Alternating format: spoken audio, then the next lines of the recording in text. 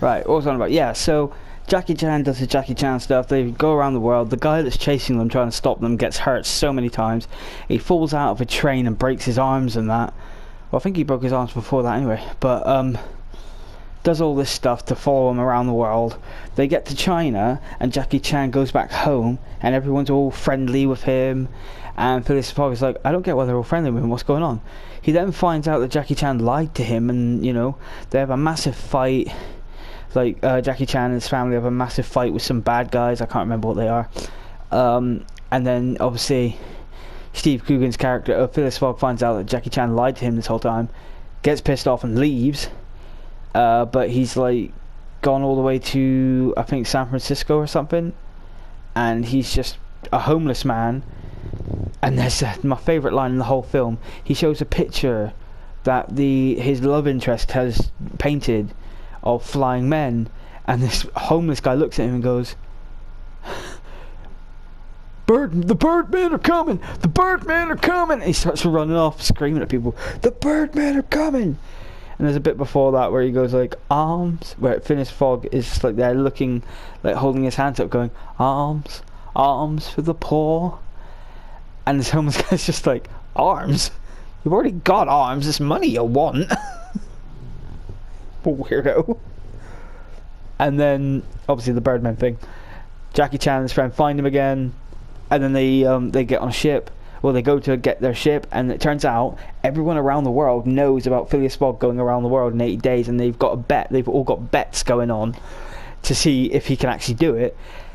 But they're stopped by, I think, fake police. They go in, they see the Statue of Liberty being constructed, and they fight Japanese people or Chinese people, the Chinese bad guys from before. They fight them, defeat them. They then get on the boat, but the boats run out of power for some reason. I can't remember why. And they're like, well, great, we're never going to make it now. And then Phileas Fogg's just like, yes, we will. They strip the boat apart, and they turn it into a plane. They make a plane, and they fly over the Atlantic. I think it's the Atlantic, or the Pacific. It's one of them. They fly over the Atlantic. No, it's the Atlantic, I think, yeah. They fly over, they get to England, they crash in front of the Science Guild, and everyone and the science guys are like, stop them! They stole the Jade Butter from the museum! And they're like, what? No, we didn't. It's like, yes, you did! No, we didn't! Yes, you did!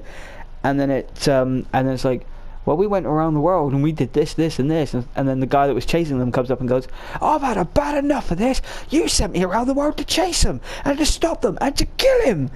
And everyone else is like, oh, cheater! It's like, oh, what's, oh yeah? So I cheated. Who's gonna stop me? And the little girl's like, the Queen! Ooh, the Queen! That pompous old tart can't even stop me unless she sat on me with her big fat bottom.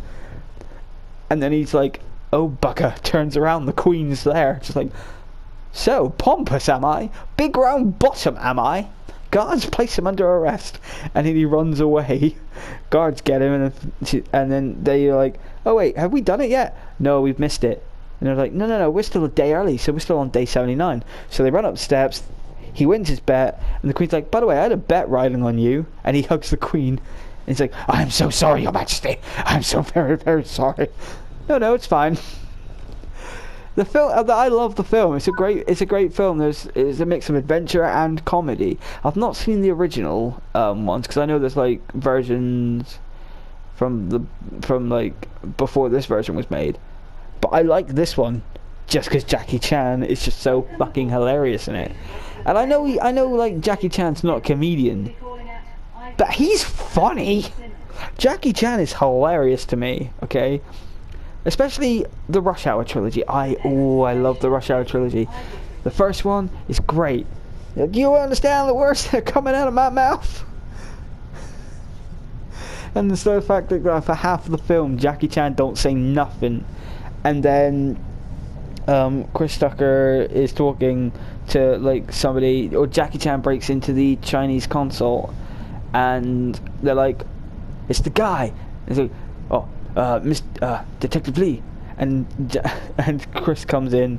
I think this is when he first talks, or it might be somebody else. No, I think they're stopped by a police officer or something, And then the policeman's like, what the hell are you doing? And Jackie's just like, please, I need to go see the counsellor. And Chris is just like looking at him like, what the hell? You never told me you could talk. You never asked. And I use that I use that excuse for like quite a few things. It's like, dude, why didn't you do this? You never asked me to. It's like, but you could have said, well, you can do that. It's like, yeah. Why didn't you tell me? You never asked. Why didn't you make me a sandwich? Well, you never asked. I'm not fucking my reader. Okay? You just assumed.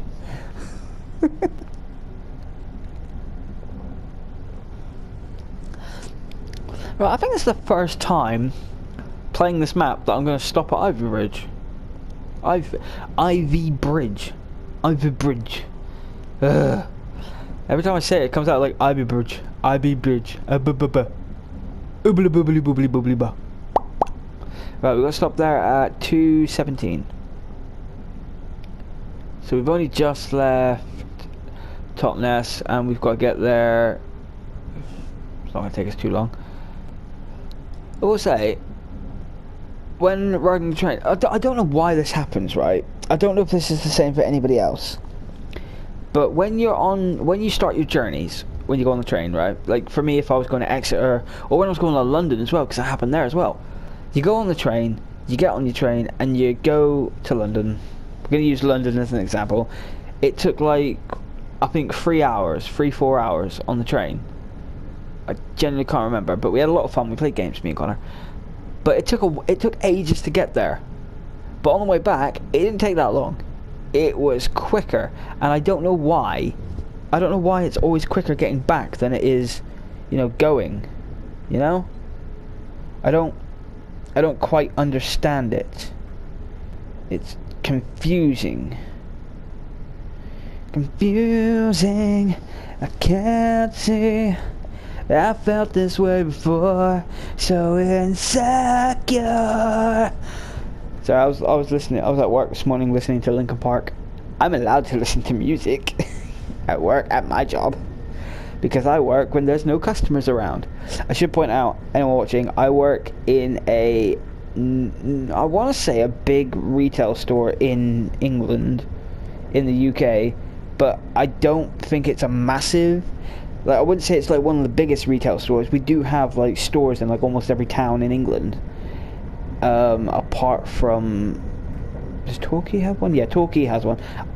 I work in a place that sounds like Pie Cart. Pie Cart? No. Prime Cart. And we sell clothes. So if you know a place called Prime Cart or something similar, that's where I work. I'm actually wearing my uniform right now because it's very comfy. But I work in a place called Prime Cart, and we sell clothes and toys. Well, I say toys, shit. Not that I'm bad mouthing my place of work, but we sell clothes and accessories and homeware and some toys. But mainly at Christmas, we sell toys at Christmas. It's Christmas toys. So yeah, we sell that kind of shit, which is fine. But I forgot where I was going with this. But I work in, I want to say it's one of the bigger stores. I'm going to say it is a big store in the UK/Ireland. I know there's some going on in America at the moment. Like we're branching over to America, but like I'd say we're somewhat of a big store. Like people know this store. It's not like like if I said like Mila's Bakery or something, I think that's like localized to the southwest. Be like not as famous as McDonald's, but not as not as famous as McDonald's, but more well known than say Toys R Us is right now, because there's not many Toys R Us shops anymore, or at all. I miss Toys R Us, to be honest. I always loved it. Every weekend going into town with my dad, and we didn't even have to buy anything. It's just the experience of walking in there and going, oh, look at all these things I can't buy yet, but I want. And then having that rare occasion when my dad just goes like, is it snowing? It's starting to snow. Isn't it lovely? Isn't it wonderful? Isn't it precious? I don't know the words to that song actually, and I think I got some of it right. Isn't she lovely? Isn't she wonderful? Isn't she precious? Isn't she everything and more? I think that's the line. Or is it everything at all? I don't know. I'm gonna have to Google that now because it's gonna bug me. Isn't she lovely? Oh, it's Stevie Wonder. Okay.